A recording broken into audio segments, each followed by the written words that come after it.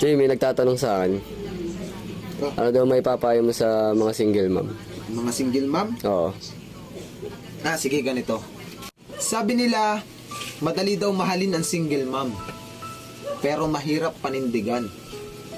Alam mo, totoo yun. Biruin mo, paninindigan mo yung pananagutan na pinabayaan ng iba. Hindi madali yun.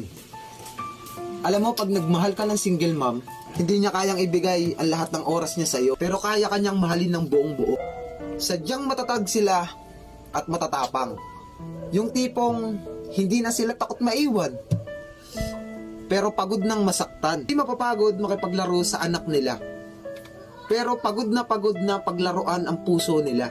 Madalas din sila husgahan.